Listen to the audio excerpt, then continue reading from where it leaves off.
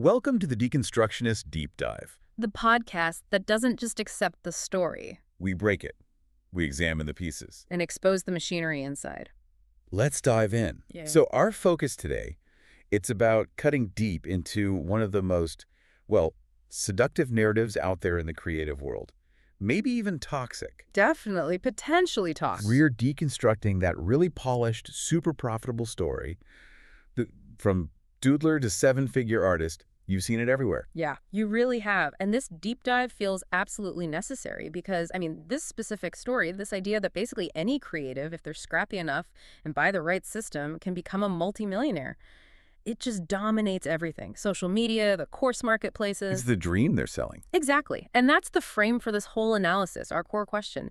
Is this story really meant to, genuinely help people build successful creative businesses? Or is it actually just a very carefully built sales machine designed to sell the illusion that success is guaranteed if you just follow the steps? And we've got the perfect archetype for this framework. It's a story many of you probably recognize. The whole trajectory of Stacie Bloomfield, Gingerbre. Ah, yes, the classic example. Right. The narrative goes, she's this former Starbucks manager, takes her, simple, charming art, adds some sharp business systems, and boom, multi-million-dollar licensing and product business. And she's presented as the absolute proof, the embodiment of the idea that you don't need some kind of innate God-given genius. Nope, you just need to buy her system. Or a system like hers. Okay, let's really unpack this blueprint because it's power. It's all about how it hits you psychologically, right? Instantly appealing. Totally. The formula they're selling to, millions of aspiring artists, it looks so simple. Yeah. Deceptively simple. It really just boils down to this equation that promises to fix every creative's biggest fear, money. Right. It's like artistic passion, which, hey, you've already got that part covered. Plus, business systemization, that's the course, the blueprint, the thing you buy equals financial liberation. Freedom. It's elegant, isn't it? Because it targets that core insecurity, that deep-seated fear every single person who wants to create for a living has. The fear of being poor, of being the cliche. Great artist, too. Yeah, exactly. So it positions itself as this anti-establishment solution. Forget the galleries, forget the gatekeepers. You can get wealth, not just scrape by. And you can do it your way, supposedly. But here's the catch, right? Here's the inherent tension, the first big structural flaw we need to poke at. The narrative promises you this total financial freedom, while at the same time making these really strong claims about creative authenticity. You get to be rich and you get to be a totally authentic, uncompromised artist. That's the magic trick they're selling. And we're going to challenge that. We're going to argue that you probably can't scale intellectual property variations into millions of dollars without eventually compromising that core artistic drive. Something has to give. It's just brilliant marketing, though. Like therapeutic marketing. It makes you feel free. But what you're actually buying into, it's rigid systems, it's following market demands, it's this relentless focus on turning your art into, commodities. Things to sell. Lots of things. Which are often the exact opposite of real artistic freedom, Precisely. But okay, before we dig into all the contradictions, we have to isolate the core assumptions. The foundational ideas these systems sell you as if they're universal truths. Because if these three core beliefs fall apart, then the whole sales pitch kind of crumbles, doesn't it? Pretty much. So Right. What are they? What are the three big foundational, let's call them lies that we need to challenge right away? Okay, hit me. All right. The first one, and I think this is arguably the most dangerous for the creative world long term, is assumption one. System over genius. This is the idea that the business method, the formula, is basically always more important than raw artistic talent.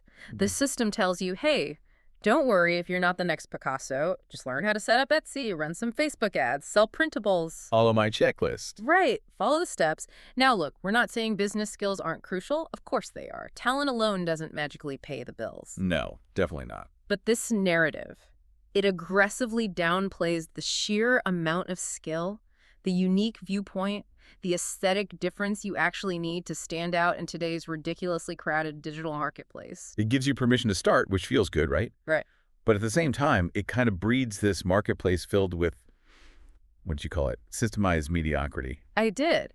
Because it implies that just cranking things out efficiently, leveraging one design over and over can turn genuinely average creative work into a multi-million-dollar thing. Which means the real product being sold isn't the creative skill. It's the formula. It's the system itself. And if the system is the product, then the art just needs to be, good enough. Good enough to be leveraged. It doesn't need to be exceptional or groundbreaking on its own. Okay, that makes sense. And that leads straight into the second faulty idea, doesn't it? It does. Assumption 2, universal replicability. This is the really dangerous belief that because one person like Stacie Bloomfield, it worked for her in her specific context, that her journey is somehow a predictable template that anyone can copy and paste. Right. They tell their story after the fact. Exactly. Their retrospective narrative, the story they constructed after they got successful, is presented as a perspective blueprint for your future. Just follow my 12 easy steps, buy my course, and you'll get my results. But they totally ignore all the other stuff. Luck, timing, who they knew, their own work ethic. Maybe they had saving. All the massive external variables. Market timing is huge. Maybe they had a spouse supporting them financially. You never hear about that in the sales pitch. They turn an individual life story, a specific historical event almost, into this guaranteed instruction manual. Yeah, that's not a business model. That's just a marketing claim. Which fuels the third and maybe the most corrosive assumption financially and maybe even politically, the democratization narrative. The idea that anyone can do it. Exactly. The promise that anyone with basic talent and a laptop can get the same financial results. It's the feel-good part. It tells you, the listener, hey, you have just as much chance as anyone else. It makes it seem like a level playing field. But what we're going to show is that this narrative actively hides the crucial starting advantages, the privilege factors that made the original success even possible. So it's not really democratization at all. It's more like selling you the keys to a house that was, frankly, already half built for them by their circumstances or their partner's income or just being in the right place at the right time. The whole structure depends on denying the importance of unique skill, claiming this guaranteed repetition, and systematically hiding any privilege. And the person buying the system, sitting at their kitchen table, they assume it's all down to the system and their own effort. Okay, so we've covered what they sell, the formula, the blueprint. Now let's get into how they sell it, because you've really dug into the rhetoric, the storytelling structure that makes this whole thing so incredibly compelling, right? Yeah. How do they actually hook people emotionally even before they think about buying? Yeah, this part is fascinating. It's a masterclass in narrative architecture. They're not just selling a course with modules and worksheets. No, it's much bigger than that. They're selling a mythological journey, a story of overcoming hardship, which makes the buyer feel like they're not just purchasing PDF, they're purchasing a destiny, a transformation. Okay, so let's break down the main pillars of this mythology they construct. What are the key story elements? Hashtag 2.1, the mythological pillars. Right. Let's start with the one that gives the whole thing its moral weight, its sense of underdog righteousness. Pillar 1, the Scrappy Start Myth. The foundation. This is all about relatability, isn't it? Like in the Stacie Bloomfield case, the detail they always highlight is that initial investment, that tiny financial leap. It's framed almost like a virtue. The famous $600 printer. Exactly. That number gets repeated over and over. They position this scarcity, this bootstrapping, as somehow the reason for the eventual massive success. Not a hurdle, but the cause. And the framing is genius because it speaks directly to the buyer's own feelings of limitation. I don't need big investors. I don't need a fancy studio. I just need $600 and, grit. It makes the multi-million-dollar outcome seem almost miraculous, but also, and this is key, accessible to the average person who doesn't have a lot of cash lying around. Okay, but let's deconstruct that, because the bootstrapping ideology, it deliberately papers over some really crucial material advantages, privilege factors. Absolutely. Think about what it actually takes economically to risk even $600 on a hobby and then pour, 2, 3, maybe 4 years into building a business without making significant profit right away. That ability to absorb risk, that sheer luxury of time, that doesn't just appear out of thin air because you're determined. No way. It comes from safety nets, the kind they never mention in the marketing copy. We're talking about things like maybe a spouse with a steady job that pays the mortgage, covers the family's health insurance, handles the main household bills, while the scrappy artist is hustling on the side. Or maybe they had already paid off their student loans. Or they got a small inheritance. Or they just live somewhere with a really low cost of living compared to their target customer, if you're genuinely struggling to pay rent month to month. Then risking $600 and working for years with no return isn't scrappy virtue. It's potentially disastrous. It's financial precarity. They dramatize the struggle, but they conveniently leave out the cushion that made the struggle survivable. And if you don't have that hidden safety net, bootstrapping isn't brave, it's incredibly risky. The narrative makes you feel guilty if you fail because, hey, Stacie only started with $600. But you don't realize Stacie's real starting capital was probably stability, which is worth way more than a cheap printer. Okay, moving on. The second pillar. This is where they get into the mechanics of how the money supposedly gets made, the leverage doctrine. Right. This is the exciting part of the story they sell. Maximum value extraction from minimal creative effort.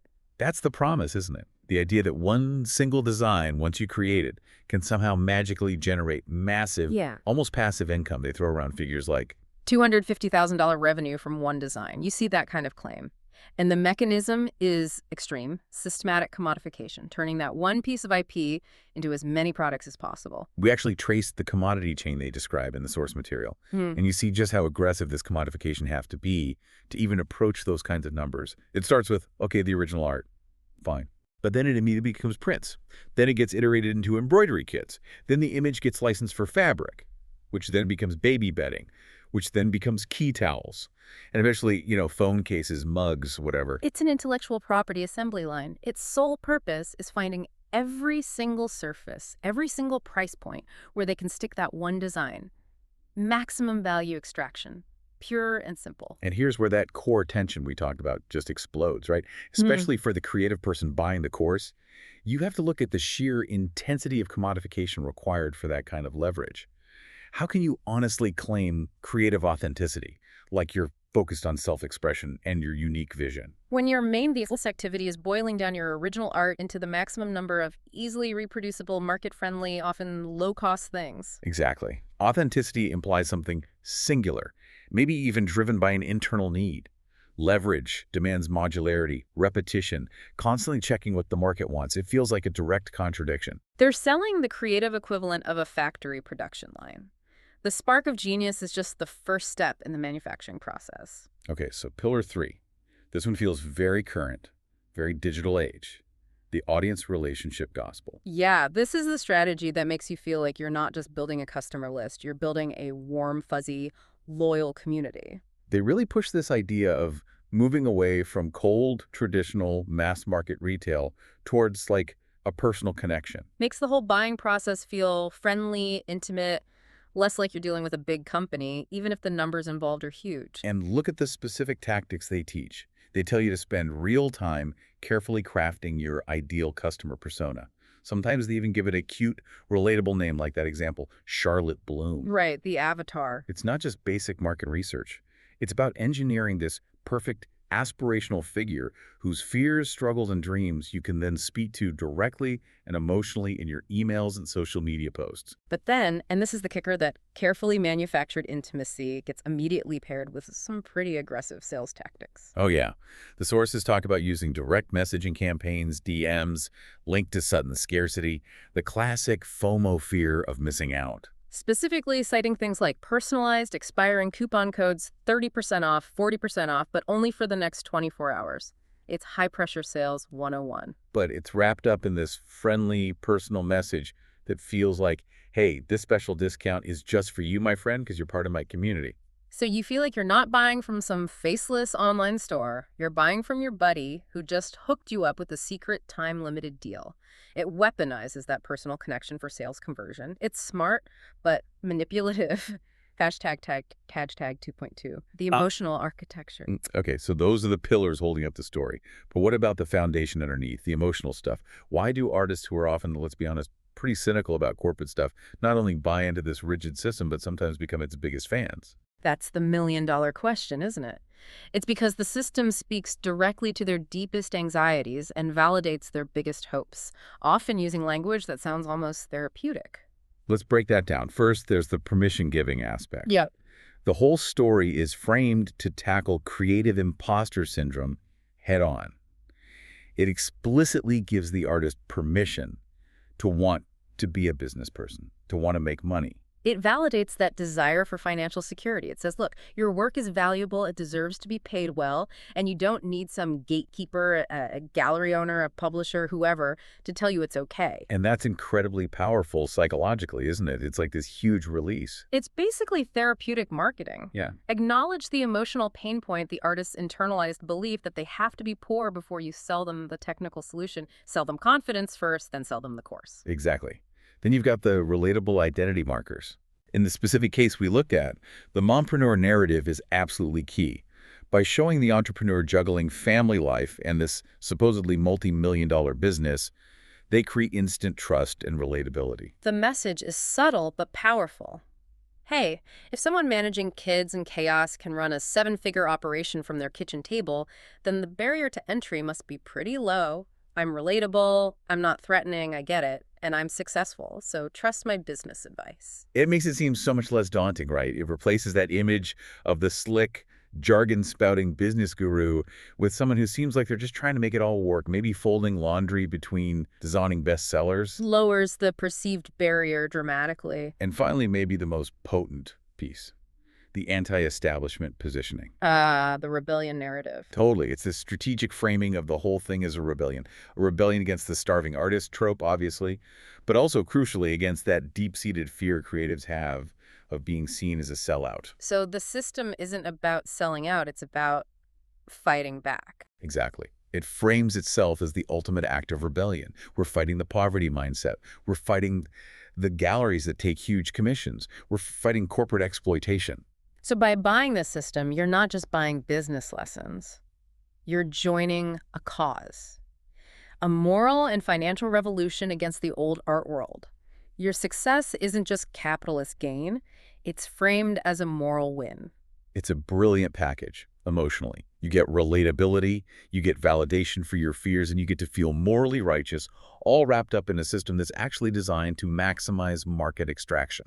Wow. Okay.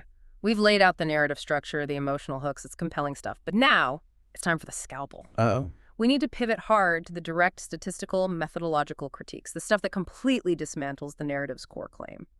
That promise of universal, guaranteed replication. Right. This is where we stop talking about feelings and dreams and look at the cold, hard numbers they tend to conveniently forget to mention or bury in the footnotes. If there even are footnotes. Hashtag 3.1. Statistical vulnerabilities. First up, the logical fallacy that props up this entire multi-million-dollar course industry. Survivorship bias. Okay, explain that simply. The whole premise relies on analyzing the one successful example, the survivor, the Stacie Bloomfield. Analytically, when you're trying to figure out your chances, looking only at the winner is worse than useless. Because you're ignoring. You're systematically ignoring the thousands, maybe tens of thousands of other creative people who tried something similar, maybe even bought the exact same course and failed. Right. It's like that classic World War II example, isn't it? Right. Studying only the planes that made it back from bombing runs to decide where to add armor. Exactly. You learn nothing about what actually caused the other planes to get shot down. By only selling the triumphant success story, they massively inflate the perceived probability of success in the buyer's mind. They're selling the winning lottery ticket story, but never mentioning the millions of losing tickets. Okay, got it. And this brings us crashing right into empirical reality. We just have to state the facts about creative small businesses. The failure rates are high, very high. Yeah, the data on that is pretty sobering. The vast majority of artistic businesses fail within 5 years. That's just the reality, regardless of the specific blueprint they follow. The market's saturated, protecting your IP costs money, keeping people's attention when platforms change algorithms constantly. It's incredibly hard work. The system doesn't guarantee success, it guarantees complexity and cost. And then there's the big one, the giant headline numbers, the issue of revenue obfuscation. Ah, my favorite. 7-figure business, made $250,000 from one design. $1.5 million course launch. This is what we call revenue theater. Okay, revenue theater. I like that. It's all show. It relies on deliberately confusing gross revenue, the total amount of money that came in, with actual profit, the money the owner actually gets to keep. So that 7-figure business claim, meaning maybe $1 million in sales, that sounds amazing. Of course, that's the point. But what these claims almost always lack is any transparent breakdown of the actual financial picture. What were the profit margins? What did the materials cost? Shipping, staff, software. advertising, rent. Let's make that concrete. Like, say someone reports $1.2 million in revenue. Wow, seven-figure artist. Sounds great. But after you subtract the cost of goods, all that inventory, printing, packaging, then shipping costs, maybe paying a couple staff members, licensing fees if they used other people's work, software subscriptions for email and design, and especially the aggressive ad spend often needed to get to that volume. What's left? They might actually net the owner, say, $95,000, which, look, is a decent income, Yeah. but it is absolutely not the quit your job and be free liberation implied by the seven-figure headline. They're selling the dream based on the big, flashy top-line number, while the bottom line might just be a regular middle management salary, but achieved with way more risk, stress, and hours worked. Hashtag 3.2 methodological contradictions. Hypocrisy. Okay, so the numbers are fuzzy. What about the methods themselves? You mentioned hypocrisy. Yes. Let's pivot to the massive gap between the practices they sell you in the course and the reality of how their own multi-million-dollar educational businesses actually operate. This, to me, is the most intellectually dishonest part. So they preach one thing but do another. Essentially, yes. They operate under a set of rules they sell you, often emphasizing passion and flexibility, but their actual business, the one making millions selling courses, that operates under a completely different, much more structured, market-driven, and sometimes manipulative reality. Give me an example. Okay, first, the narrative they sell versus the system they promote. They often talk about having no grand plan, stumbling into success, following their passion, being flexible. The accidental entrepreneur vibe. Right. Yet these are the very same people actively selling highly structured, step-by-step courses and rigid systems for hundreds, often thousands of dollars. The system they sell is the exact kind of grand plan they claim they never followed to get successful in the first place. Huh. It's like writing your own history to fit the product you want to sell later. Precisely. And look at the authenticity thing. They champion finding your true creative voice. Be authentic. Which sounds great. But then, in the same course, they insist you spend hours meticulously engineering your ideal customer persona, remember, Charlotte Bloom, whose specific desires must dictate your product development. Okay, but hang on. Isn't knowing your customer just basic good business? Why is focusing on Charlotte Bloom hypocritical here? Because the system sells itself as an artistic rebellion. Remember, a path to creative liberation. But if your creative choices, your designs, your color palettes are systematically dictated by the imagined needs of Charlotte Bloom, maybe she needs a certain floral pattern for her tea towels this season. Then you're not really leading with your authentic artistic vision, are you? No. You're basically becoming a very efficient, market-responsive servant to Charlotte Bloom's perceived tastes. The freedom you bought is just the freedom to execute market research effectively. Oh, okay. That reframes it completely. And the final contradiction follows directly. They champion artistic freedom, but that clashes head-on with the necessary reliance on market-driven product development that their leverage model demands. If the system requires you to turn your brilliant, unique design into baby bedding and tea towels because those sell reliably. I mean, you're constantly making compromises, sacrificing maybe the purity or the edge of your original idea for the sake of something that's easy to manufacture and sell in volume. You become an efficient producer of IP variations, not necessarily a free artist exploring their vision. Hashtag 3.3, evidence quality issues. Okay, so beyond the dodgy stats and the hypocrisy and methods, what about just the basic quality of the proof they offer, the evidence itself? Critically weak. Just fundamentally weak. What you constantly see is anecdotal evidence, one person's story presented as if it's a universal principle that guarantees results. It's storytelling, not data. Exactly. It's the classic technique of motivational speakers. It's a great, inspiring story, but it has zero statistical rigor, no control groups, absolutely no analytical value when you are trying to predict your outcome. And what about those specific claims, like the revenue from one printer? You mentioned data gaps. Yeah, let's take that claim. $500,000 in revenue from one printer. Sounds incredible, right? And it's meant to. It stops you asking questions. But we should be asking questions. You absolutely should. Yeah. Okay, how much did the ink cost for that $500 K? How much did the paper cost? What was the marketing budget needed to sell enough prints to make $500? How many people did they have to hire to print, pack, and ship all that? And was that revenue generated over 6 months, or was it over 6 years? Without that context. Without a full cost breakdown and profit analysis, that $500 K number isn't evidence of anything except good marketing. It's designed purely to create awe and make you want to buy the system that supposedly unlocks that magic. And there's another factor you mentioned, historical timing. How does that fit in? This is huge, and it's actively hidden. It's a critical, non-replicable advantage.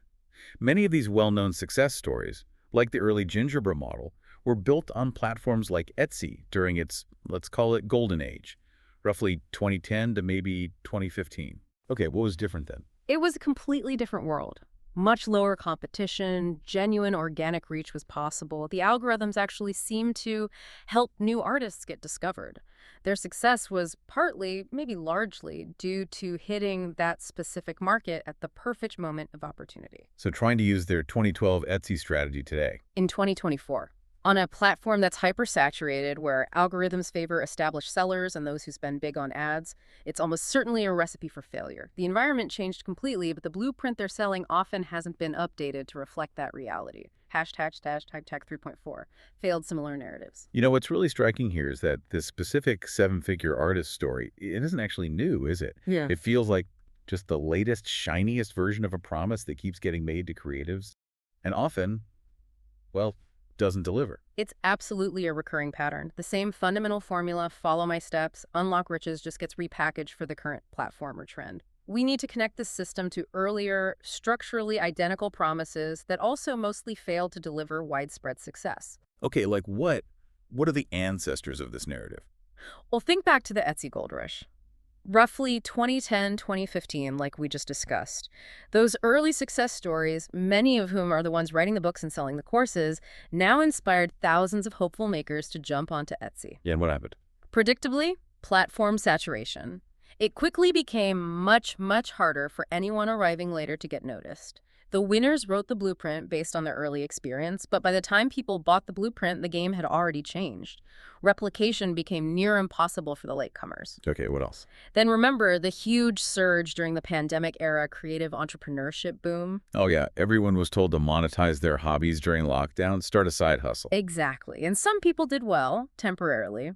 But then came the market normalization. The world opened up, spending patterns shifted back, and most of those pandemic side hustles just evaporated. They weren't sustainable businesses built on solid foundations. They were temporary responses to unique circumstances. And that feeds into the broader myth, doesn't it? The whole side hustle mythology that's been pushed for years across all creative fields, writing, music, design. Absolutely. The promise is always the same. Passive income, work from anywhere, be your own boss, total freedom. But the reality for most people is often What? Burnout. burnout, basically working two full-time jobs, your day job, and the hustle, and having income streams totally dependent on algorithms you can't control and market trends you can't predict. The seven-figure artist narrative. It's just the latest, most glamorous, and often most expensive version of that same old side hustle dream. Okay, so we've pretty thoroughly taken apart the narrative. We've shown it's built on shaky foundations, fuzzy math, and ignores reality for a lot of people. So if the story isn't really designed to create widespread, replicable success, what is its real job? What's its true function economically? This is the crucial pivot point, the insight that changes how you see the whole thing. Lay it on me. The primary purpose of this narrative architecture, it shifts entirely. It's not really about teaching you how to build an art business. It's about selling you the dream of building an art business. So the product isn't the art advice. The product is the hope itself. Precisely. The product is the system, the course, the blueprint. And the proof is right there in the money. How so? Look at the numbers cited in the analysis. The massive revenues generated by the educational parts. The $1.5 million course launches. That often dwarfs the profit being made from selling the actual art prints or tea towels. So the artist effectively transitions from being an artist who sells their art To becoming an entrepreneur who sells instruction and hope to other artists. Their biggest product becomes the course about how they supposedly became successful. and that financial structure, Yeah. wow, it creates a really powerful, almost inescapable incentive to keep over-promising, doesn't it? Exactly, because think about it. If you, as the course seller, were totally honest and said, well, actually, a huge part of my success was luck, timing, my unique style that hit a nerve, and the fact my spouse paid the bills for the first 3 years. Then your course suddenly seems a lot less appealing, right? It loses that universal anyone can do it magic. It completely undermines the sales pitch. But if you claim it's all down to the system, the repeatable steps, it's the system, not the person. then you can sell that system indefinitely to a huge audience desperate for that same dream. So the educator's own success becomes structurally dependent on perpetuating the myth that their system is the key, not their own unique, unrepeatable life story. Hashtag 4.1. Superior architectural alternatives. Okay, so if that dominant model, the scale and leverage blueprint, turning one drawing into a million products, is fundamentally flawed or inaccessible for the vast majority of creatives, what are the alternatives? We need other ways to think about building a creative career. Right, we need structures that prioritize different things, not just chasing massive scale, but maybe focusing on, I don't know, sustainability, mastery, resilience. We need to swap the obsession with hypergrowth for an obsession with genuine viability. Let's outline maybe 3 alternative models that could offer more stability and maybe a healthier relationship with the work itself. Okay, what's the first one? First, the apprenticeship model. This is old school, in a way. The core idea here isn't scalable IP. It's master-to-student skill transfer. So focusing on getting really, really good at something specific. Exactly. The success metric shifts completely away from audience size or revenue numbers towards deep technical mastery. You become truly excellent at a specialized skill. Maybe it's complex restoration work, unique hand lettering, intricate textile art, something highly skilled. What's the risk profile like there? I'd say medium risk. It requires a huge investment of time, real dedication, and finding the right person to learn from. But the payoff is that high-level skill is incredibly valuable, rare, and usually transferable. You're selling deep expertise and quality, not just variations on a design. Okay, interesting. What's next? Second, the portfolio career model. This is basically the direct opposite of the one design, many products leverage idea. So doing lots of different things. Yes. The core principle is building a sustainable living from multiple, ideally non-dependent income streams. And crucially, without that constant pressure to scale everything to the moon. The goal here is just a good, stable livelihood. Right. And maybe better work-life balance. Exactly. Success is defined by sustainability and balance. This is probably a lower risk profile because if one income stream dries up, maybe a platform changes its algorithm, or a certain type of client disappears, you've still got 2 or 3 other things bringing in money. What might that look like in practice? Could be anything. Maybe balancing some high-end commission work with teaching a few workshops, plus selling a small, limited run of very specialized prints directly to collectors. You're consciously balancing work that pays the bills reliably with work that feeds your artistic soul. I like that. Okay, number 3. Third, the cooperative structure. Here, the focus shifts entirely away from the solo genius or hero entrepreneur model towards community resilience. Think collective bargaining, sharing resources. So instead of competing tooth and nail with every other artist on Etsy. You actually team up, pool resources to buy materials in bulk at lower costs, share marketing knowledge and strategies, maybe even collectively bargain for better licensing rates from manufacturers or retailers. The success metric here is shared stability. Access to opportunities individuals couldn't get alone. Precisely. Risk profile. Probably medium again, because it requires a lot of coordination, trust, and managing group dynamics. Democratic governance isn't always easy, but the potential benefit is huge. Powerful protection against platform monopolies, against individual burnout, and against the sometimes predatory practices of big buyers. You're building shared infrastructure, not just your personal brand. Okay, those are great alternatives. So based on all this deconstruction, what's the overarching framework we're proposing? How should artists think differently to avoid these blueprint traps? We're suggesting a shift in mindset, really.